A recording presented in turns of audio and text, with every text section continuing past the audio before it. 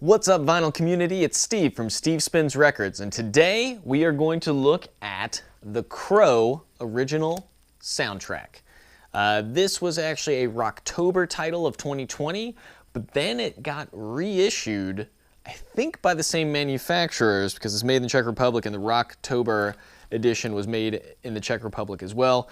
But I picked up a copy at Guest Room Records here in Louisville. It has no Rocktober sticker on it. They just had it on the shelf, and I was like, okay, I missed out on Rocktober, but they had this guy, so I was like, okay, I'll give it a shot. I think it retailed for 35 bucks, and it has been worth it. So, super interesting soundtrack from a super interesting movie. Again, most soundtracks are cultural artifacts, right? So they bring you back to a time and place where you were in 1994, right? So I was a young kid in 1994, but I watched The Crow in my mid-20s, and you know, it was one of my sister's favorite movies. She really liked it, so I checked it out, and I was like, oh, okay, this is kind of interesting, and it had a lot of very much mid-90s stuff going on in it.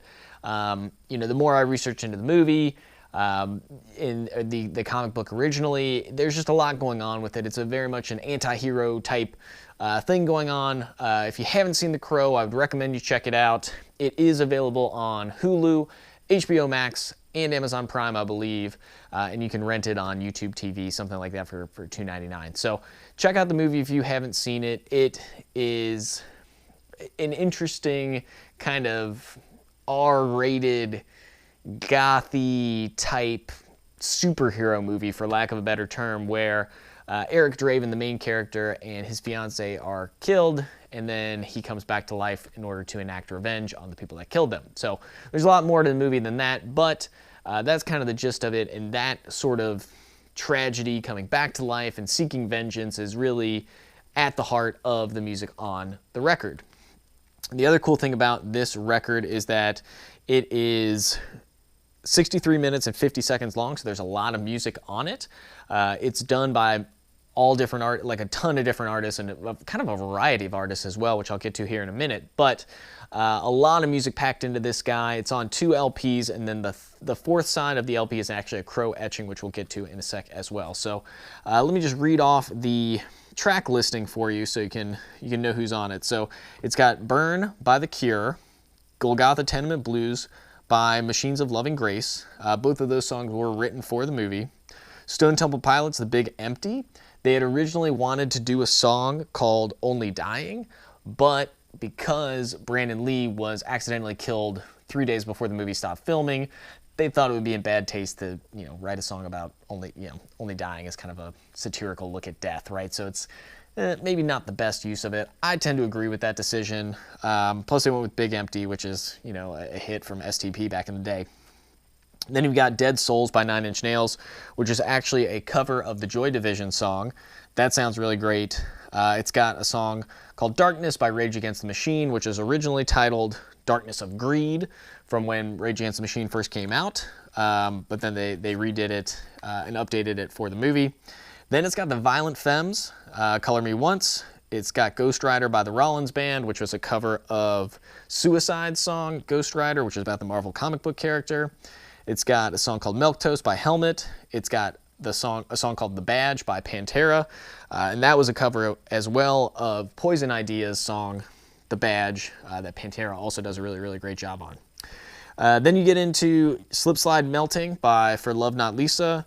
Then After the Flesh by My Life with the Thrill Kill Cult. Easy for me to say, right? Then you got Snake Driver by the Jesus and Mary Chain. Then you got Time Baby 3 by Medicine, and it ends with It Can't Rain All the Time by Jane Siberry. So again, it's a lot on a lot on the soundtrack, a lot going on with the artists that are on here, a lot of great covers, a lot of great songs written for the movie.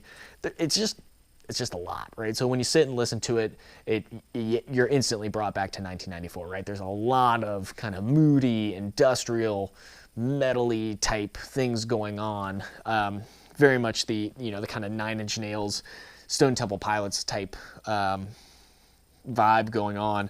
And it's also interesting because The Cure was one of the bands, and then Joy Division, which was then covered by Nine Inch Nails were both inspirations for the comic book when the author was writing. So they drew a lot of that, and it's kind of this idea that, you know, the comic imitates the music, which imitates the comic, and it's kind of this cycle that was going on with the Crow original comic that was written. So that's the whole track list. It was certified 3 times platinum, and it sold 38 million copies in the US. There's some great Revolver articles out there about it. At the time, again, in 1994, it was coming through with, you know, rock was kind of in the place of, is it grunge? Is it something else? The 1992 movie Singles had a lot more grunge, a lot more of the Seattle influence to it, where this movie really didn't have that influence, and it had pretty much every other artist that were, you know, that were coming through in rock in the mid-90s. So it's kind of the two hands of, one is when you have grunge, you've got the single soundtrack, or you've got the Crow with kind of the rest of everybody else. And again, I think it makes for a great not mashup, but like a great track list and a great variety of artists on the track, of artists on the album. So then you've got, Machines of Love and Grace on here also wrote, Golgotha 10-Minute Blues. So let's check out what the actual record looks like, and you can see that Crow etching. So we'll get this out here. I've actually got LP1 on the turntable right now. I was listening to it right before this video and might actually intend to watch the video tonight.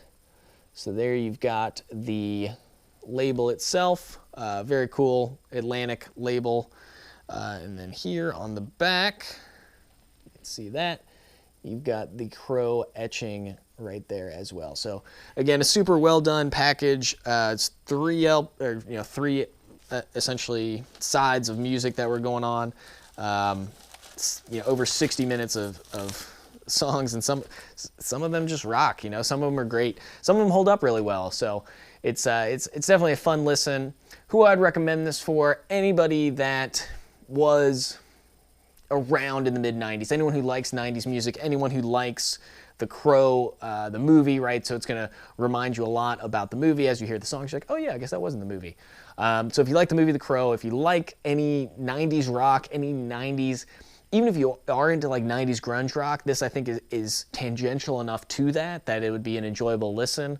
I put this on in the background. I've put it on to listen to straight through, and it's great. It's just, the pressing sounds great, the quality's great, and it's a nice record to have in the collection for kind of the person who wants a smattering of 90s rock if they're ever in that mood, but doesn't necessarily want to go after all the Stone Temple Pilot albums that are out there, right? This has enough of the 90s to it that you can get by without going after all the Cure's records, and you can kind of be like, oh, okay, I kind of get that feeling, and then go from there. So, but that being said, if you do like the Cure and if you do like Stone Temple Pilots, it's a good record for you to have. It's got some, again, like I say, it's a wide variety, but it's also, they're all sort of connected through the essence of the movie. So if you made it this far, thanks for watching. I really appreciate it.